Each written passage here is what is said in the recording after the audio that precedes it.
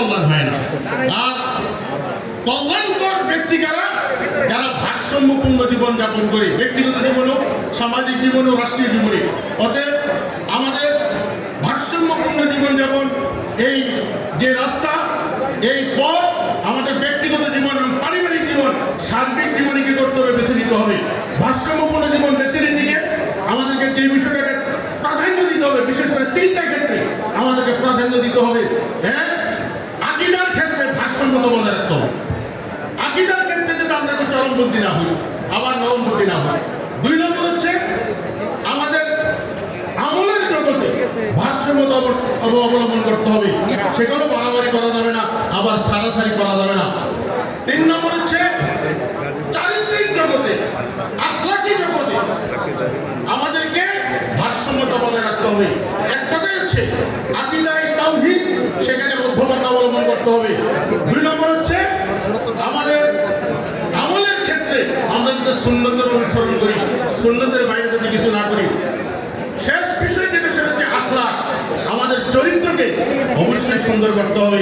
আমাদের মুআমালাত, লেনদেন, উঠা বসা, খাওয়া দাওয়া, সব জায়গায় আমাদেরকে মধ্যমতা অবলম্বন করতে হবে। আমরা যদি এই পথটা বেছে নিতে পারি, তাহলে ইনশাল্লাহ আমাদের ব্যক্তিগত জীবন সুন্দর হবে, আমাদের সাংগঠনিক জীবনও সুন্দর হবে। আমরা যদি ভারসাম্য জীবন যাপন করতে পারি, তাহলে আমাদের এই কর্মের কারণে আমরা আল্লাহর ভালোবাসা পাবো, মানুষের ভালোবাসা পাবো, এবং দুনিয়াতে আমরা সম্মান পাবো। আখিরাতে আমাদের জবাবদিহিটা কি হবে? সহজ হবে, যদি আমরা ভারসাম্য জীবন যাপন করি। আর যদি আমরা উশৃঙ্খল হই, চরমপন্থী হই, দুনিয়াতে আমরা লাঞ্ছিত হব, পরকালেও কিন্তু আমরা লাঞ্ছিত হব। অতএব আমি আপনাদের সবার কাছে আহ্বান জানাবো যে ভারসাম্য জীবন, এটা হচ্ছে মুমিনের জীবন, এটা হচ্ছে সফল জীবন।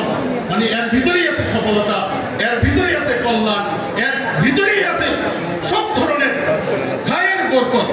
অতএব আহলে আন্দোলনের কর্মী হিসাবে আসুন আমরা আমাদের জীবন চলার পথে আল্লাহ যে নির্দেশ দিয়েছেন, ওয়াকসিফি মাশাইকা, যে চলার পথে তুমি মধ্যপন্থা অবলম্বন করো, সেই মধ্যপন্থা, সেই মধ্যম রাস্তা অবলম্বন করে আমরা আমাদের দুনিয়ার জীবন, এই জীবনকে আমরা অতিবাহিত করি, এবং পরকালের মুক্তির জন্য আমরা সঠিক যে পথ, কোরআন এবং হাদিসের পথ, সেই পথে থেকে আমরা আমাদের জীবন নথি অতিবাহিত পরিসমাপ্তি করার চেষ্টা করি। আল্লাহ রাব্বুল আলামিন আমাদের সবাইকে তৌফিক দান করুন। সবাইকে আন্তরিক মোবারকবাদ জানিয়ে